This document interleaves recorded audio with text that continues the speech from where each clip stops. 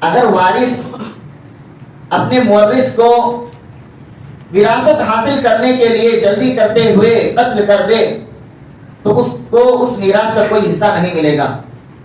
مثال کے طور پر کسی بیٹے نے کسی باپ کا قتل کر دیا، اس کی جائیداد جلد حاصل کرنے کے لیے، تو اس بیٹے کو مقتول باپ کی وراثت کا کوئی حصہ نہیں ملے گا، وہ بالکل محروم ہو جائے گا.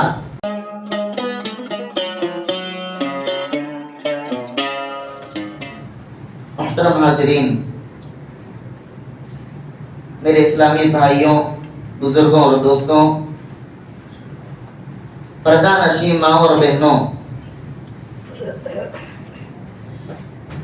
اللہ تعالیٰ نے انسان کو اس زمین کا جانشین اور اس سرزمین کا خلیفہ بنایا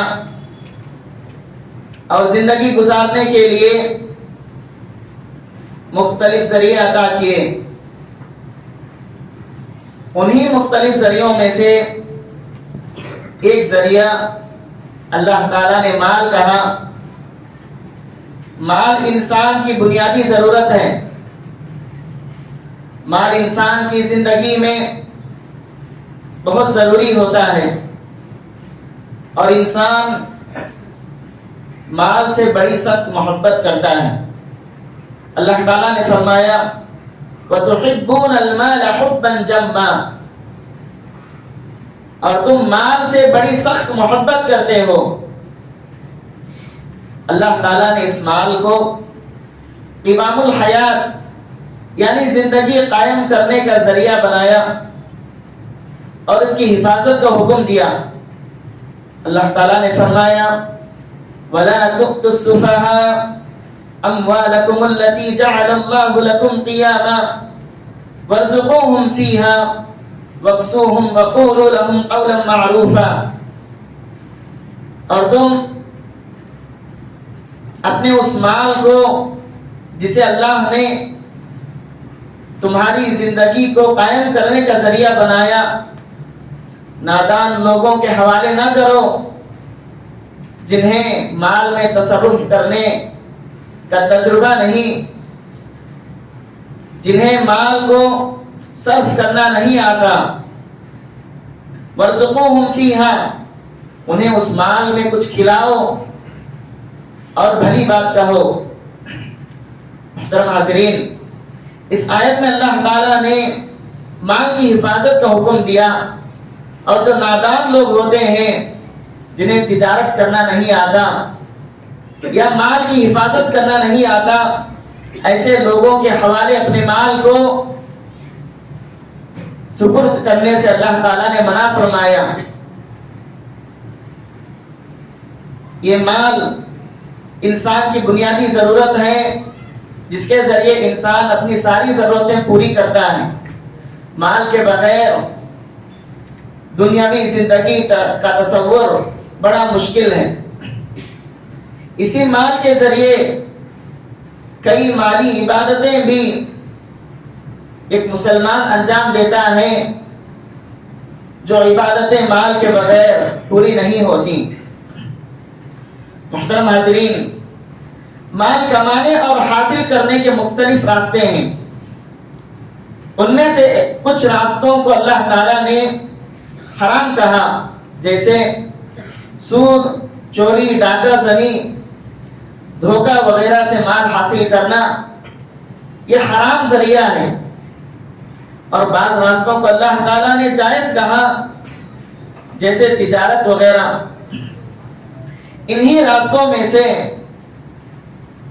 ایک اہم راستہ مال حاصل کرنے کا ایک اہم ذریعہ میراث ہے.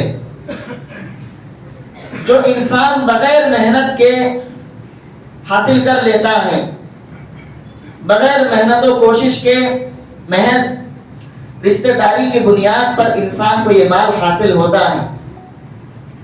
یہ میراث کا مال ہے. لہذا انسان یہ نہ سوچے کہ مجھے دوسروں کے لیے کیوں کمانا ہے،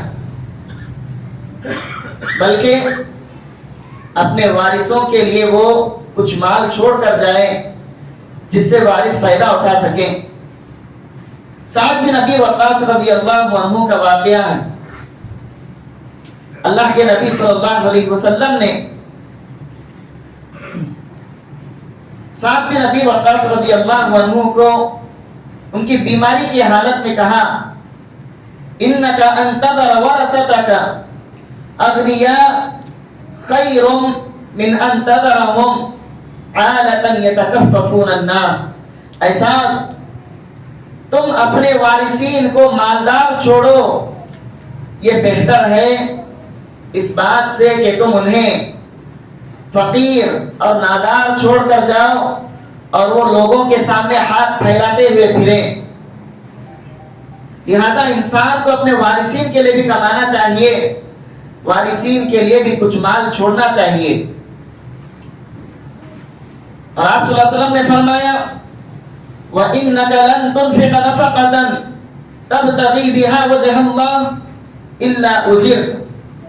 اور تم جو بھی مال خرچ کرو گے اور اللہ تعالیٰ کی رضامندی اس میں شامل ہو، اس میں تمہیں ضرور ثواب ملے گا، اس میں تمہیں اجر ملے گا.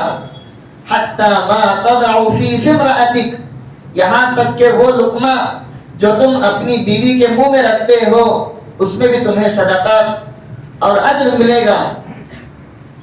محترم حاضرین، میت کی میراث اور میت کی جائیداد حاصل کرنے کے لیے میت کے ساتھ کوئی بھی رشتہ ہونا ضروری ہے.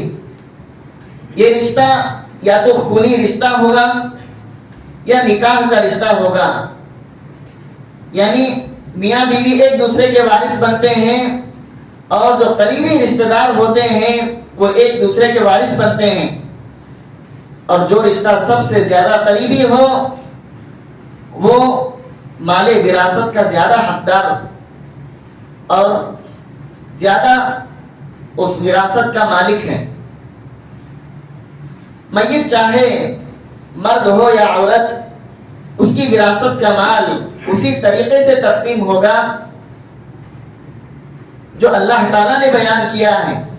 جو حصے اللہ تعالیٰ نے بیان کیے ہیں انہی حصوں کے مطابق میت کا مال تقسیم ہونا چاہیے، چاہے انتقال کرنے والا مرد ہو یا عورت ہو.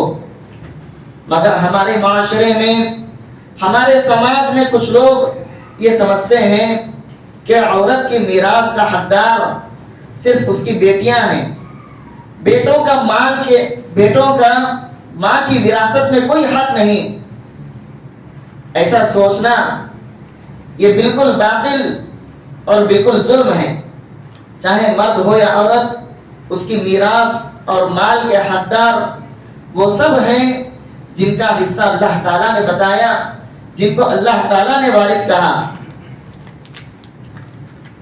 میت کے کچھ وارثین ایسے ہیں جو اس کے زیادہ قریبی ہوتے ہیں اور کبھی محروم نہیں ہوتے، جیسے بیٹا بیٹی، ماں باپ اور شوہر بیوی.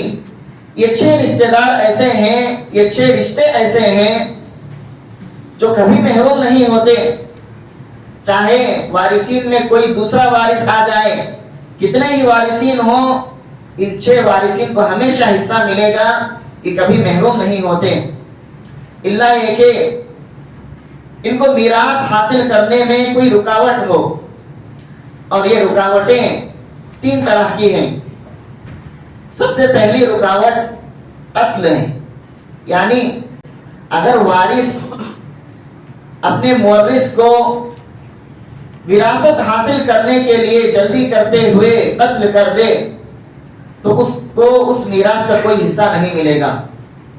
مثال کے طور پر کسی بیٹے نے کسی باپ کا قتل کر دیا، اس کی جائیداد جلد حاصل کرنے کے لیے، تو اس بیٹے کو مقتول باپ کی وراثت کا کوئی حصہ نہیں ملے گا، وہ بالکل محروم ہو جائے گا. دوسری رکاوٹ کفر ہے. اگر وارث کافر ہو اور مورث ایک مسلمان ہو تو ایسی حالت میں اس کافر بیٹے کو میراث کا کوئی حصہ نہیں ملے گا. اللہ کے نبی صلی اللہ علیہ وسلم نے فرمایا لا يرث الکافر المسلم ولا المسلم الکافر، نہ کافر مسلمان کا وارث بنے گا اور نہ ہی مسلمان کافر کا وارث بنے گا۔ تیسری رکاوٹ غلامی ہے، جو ہمارے دور میں پائی نہیں جاتی مگر صحابہ کے دور میں ہوا کرتی تھی۔ اگر وارث غلام ہے، اگر بیٹا غلام ہے تو انتقال کیے ہوئے باپ کی وراثت کا حصہ اس بیٹے کو نہیں ملے گا، باقی دیگر وارثین کو ملے گا۔ ان 3 رکاوٹوں کے علاوہ ان 6 رشتہ داروں میں سے کوئی بھی کسی بھی حالت میں محروم نہیں ہوتا۔ محترم حاضرین، کچھ وارثین ایسے بھی ہیں جو حقدار تو ہیں مگر دوسروں کی وجہ سے وہ محروم ہو جاتے ہیں، جیسے بیٹے یا باپ دادا کی موجودگی میں بھائی بہن سب کے سب محروم ہو جاتے ہیں۔ اگر میت کا باپ یا میت کے دادا یا بیٹا نہ ہو تو ایسی صورت میں دوسرے حقداروں کو ان کا حصہ دینے کے بعد جو مال بچے گا اس مال کا زیادہ حقدار میت کا بھائی ہے۔ کچھ لوگ یہ سوچتے ہیں کہ میرا کمایا ہوا مال، میری محنت کا مال میں اپنے بھائیوں کو کیوں دوں؟ جن کی صرف بیٹیاں ہوتی ہیں اور بیٹے نہیں ہوتے یا باپ دادا بھی زندہ نہیں ہیں، ایسے لوگوں کے وارث ان کے بھائی بنتے ہیں۔ لوگوں کو ایسا نہیں سوچنا چاہیے کہ ان بھائی کو کیوں مال دیں، بلکہ اللہ تعالیٰ نے اسے حقدار بنایا، اللہ تعالیٰ نے آپ کی میراث کو اسے حق دیا ہے، لہٰذا بیٹیوں اور دیگر وارثین کے حصے انہیں دینے کے بعد جو بھی مال بچے گا اس کے وارث بھائی ہیں، انہیں بھی اس میں حصہ ملے گا۔ انہیں جان بوجھ کر محروم کر دینا یا مکمل مال کو بیٹیوں کے لیے لکھ دینا یا پہلے سے بانٹ کر چلے جانا، یہ بھائیوں پر سراسر ظلم ہے۔ یہ حق اللہ تعالیٰ نے دیا ہے اور اللہ تعالیٰ کی وصیت ہے کہ اس کو پورا کیا جائے۔ محترم حاضرین، میراث کو میت کے انتقال ہونے کے فوراً بعد تقسیم کر دینا چاہیے۔ میت کے مال میں 4 طرح کے حقوق ہوتے ہیں۔ پہلا حق یہ میت کا خود کا ہوتا ہے، یعنی میت کی تجہیز، تکفین اور اس کی تدفین کا جو بھی خرچہ آئے گا اسی کی وراثت کے مال سے وہ خرچہ پورا کیا جائے گا، اور اس میں میانہ روی کا خیال رکھا جائے گا، نہ زیادہ مہنگی چیزیں استعمال ہوں گی اور نہ ہی زیادہ سستی چیزیں استعمال ہوگی۔ تجہیز و تکفین میں درمیانی درجے کی چیزیں استعمال کرنا چاہیے۔ میت کی وراثت میں دوسرا حق قرض داروں کا ہے۔ اگر میت کو کسی نے قرض دیا ہوا ہے تو اس کی وراثت سے سب سے پہلے قرض داروں کو ان کے قرض ادا کیے جائیں گے اور ان کا مال انہیں دے دیا جائے گا۔ تیسرا حق میت کی وصیت کا ہے۔ اگر میت نے کسی غیر وارث کے لیے کوئی وصیت کی ہو، مثلا کسی نے غریبوں کے لیے کنواں کھودنے کی وصیت کی یا کسی نے مسجد بنوانے کی وصیت کی یا اس طرح کی کوئی بھی وصیت کی ہو تو اس وصیت کو اس کی وراثت کے مال سے پورا کیا جائے گا۔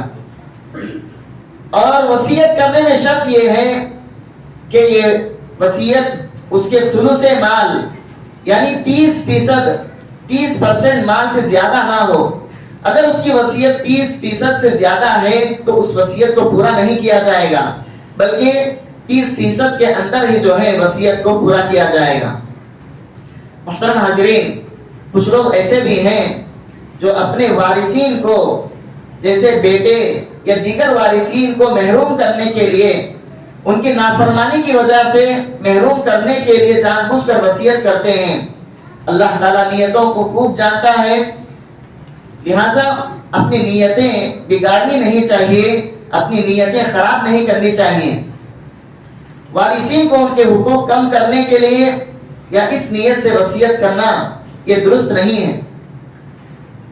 اس کے بعد اگر وصیت بھی مکمل ہو جائے، اس کے بعد جو مال بچے گا وہ مال وارثین میں ان کے حصوں کے مطابق، ان کے حق کے مطابق تقسیم کیا جائے گا۔ وراثت کی تقسیم میں تاخیر کرنا یہ بہت ساری مصیبتوں کی جڑ ہے، اور یہ ہمارے معاشرے میں بالکل عام بات ہے کہ لوگ میت کے انتقال ہونے کے سالوں بعد بھی وراثت تقسیم نہیں کرتے۔ نتیجے میں یہ ہوتا ہے کہ اس وقت جو وارثین حقدار تھے، وراثت تقسیم ہونے تک ان کا انتقال بھی ہو جاتا ہے۔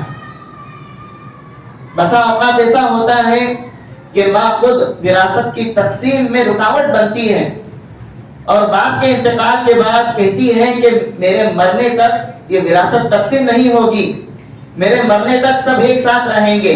اس طرح کے باتیں کہتے ہوئے وارثین کو جو ہے وراثت تقسیم نہیں کی جاتی، اور جبکہ وارثین اس وقت اس مال کے شدید محتاج ہوتے ہیں، بالکل ان کو شدید ضرورت ہوتی ہے۔ ایسا کرنا ہمارے معاشرے میں بالکل عام ہو چکا ہے، یہ چیز بالکل درست نہیں ہے۔ وارثین کے میت کے انتقال کے فوراً بعد اس کی میراث تقسیم ہونی چاہیے۔ بسا اوقات ایسا ہوتا ہے کہ وراثت تقسیم ہونے کے بعد بھی اس وارث کو یا اس بھائی کو، کسی بھائی کو اپنا بھائی وہ جائیداد میں ملی ہوئی زمین کو بیچنے نہیں دیتا، کہتا ہے کہ یہ جو ہے باپ دادا کی جائیداد ہے، ہم اپنے درمیان کسی اور کو غیر کو آنے نہیں دیں گے۔ یہ سراسر ظلم ہے۔ جس کی زمین ہے، جس کی جائیداد ہے، وہ اس کا زیادہ حق رکھتا ہے، وہ چاہے جیسے بھی تصرف کرے، یا وہ چاہے وہ اپنے پاس رکھے یا کسی اور کو بیچ دے، یہ اس کا حق ہے۔ بسا اوقات ایک بڑا بھائی ہوتا ہے، بڑا بھائی دھوکے سے باپ کے پاس جو ہے پوری جائیداد، ساری کی ساری جائیداد اپنے نام کر لیتا ہے۔ محترم حاضرین، اس طرح کے ظلم ہمارے معاشرے میں بالکل پھیلے ہوئے ہیں۔ اس طرح کے ظلم سے بچنا چاہیے، اور میراث کو جیسے اللہ تعالیٰ نے حکم دیا ویسے تقسیم کرنا چاہیے۔ اللہ کے نبی صلی اللہ علیہ وسلم نے فرمایا، الحق الفرائض بأهلها فما بقي فلأولى رجل ذكر۔ فرائض کو یعنی جو حقدار ہیں انہیں اپنے حقوق دینا چاہیے، اور جو مال بچ جائے وہ اس مال کا سب سے زیادہ حقدار میت کا سب سے قریبی رشتہ دار ہے، جو کہ مرد ہو۔ یعنی اگر بیٹا ہے تو بیٹا اس مال کا سب سے زیادہ حقدار ہے، بیٹا نہ ہو تو بھائی زیادہ حقدار ہے، بھائی بھی نہ ہو تو چچا اس مال کا زیادہ حقدار ہے۔ یہ ترتیب یاد رہنی چاہیے۔ بیٹے کے بعد باپ زیادہ حقدار، باپ کے بعد بھائی، اور بھائی کے بعد چاچا۔ یہ ترتیب جو ہے لوگوں کے ذہن میں رہنی چاہیے، اور وراثت کے مال کو تقسیم کرنے میں اسی ترتیب کا لحاظ ہوگا۔ محترم حاضرین، یہ علم المیراث یہ بڑا اہم علم ہے، جس کو علم الفرائض بھی کہتے ہیں۔ اللہ کے نبی صلی اللہ علیہ وسلم کی حدیث ہے، ابن ماجہ کی حدیث میں روایت میں آتا ہے، تعلموا الفرائض وعلموها الناس۔ لوگوں تم خود بھی علم المیراث، علم الفرائض سیکھو، اور لوگوں کو بھی یہ علم سکھاؤ۔ فإنها نصف العلم، کیونکہ یہ آدھا علم ہے۔ لہذا اللہ کے نبی صلی اللہ علیہ وسلم ان صحابہ کی تعریف بھی کیا کرتے تھے جو اس علم میں ماہر تھے۔ آپ صلی اللہ علیہ وسلم ایک حدیث میں کہتے ہیں، ارحم امتی بامتی ابو بکر واشدهم فی امر اللہ عمر واصدقهم حیاء عثمان واقضاهم علی وافرغهم زید بن ثابت۔ دیکھیے اس حدیث میں کئی صحابہ کے اللہ کے نبی صلی اللہ علیہ وسلم نے تعریف کی، ان میں سے زید بن ثابت رضی اللہ عنہ بھی ایک صحابی ہیں، جن کی تعریف میں اللہ کے نبی صلی اللہ علیہ وسلم نے کہا، افرادهم زید بن ثابت، سب سے زیادہ فرائض کا علم رکھنے والے، یعنی علم المیراث، میراث کا علم رکھنے والے زید بن ثابت ہیں۔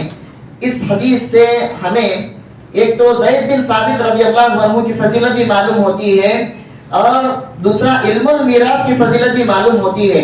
ہر انسان کو علم المیراث کی بنیادی باتیں معلوم ہونی چاہیے تاکہ لوگ اپنے رشتہ داروں کو صحیح معنی میں ان کے حق کے مطابق انہیں حقوق دے سکیں, حقوق ادا کر سکیں. لہذا ہر انسان کو یہ علم سیکھنا چاہیے.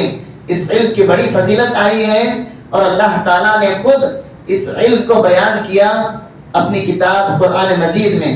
اللہ تعالیٰ نے وصیت کرتے ہوئے کہا وصیۃ من اللہ, یہ سارے مسائل, یہ سارے حصے یہ ادا کرنا اللہ تعالیٰ کی وصیت ہے.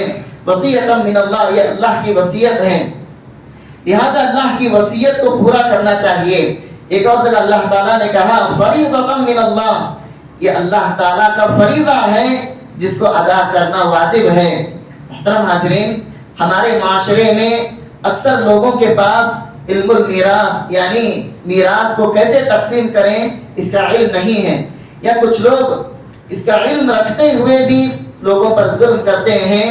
ظلم کرتے ہوئے وہ لوگوں کے حقوق انہیں نہیں دیتے اور بسا اوقات لوگ اس سے راضی بھی نہیں ہوتے.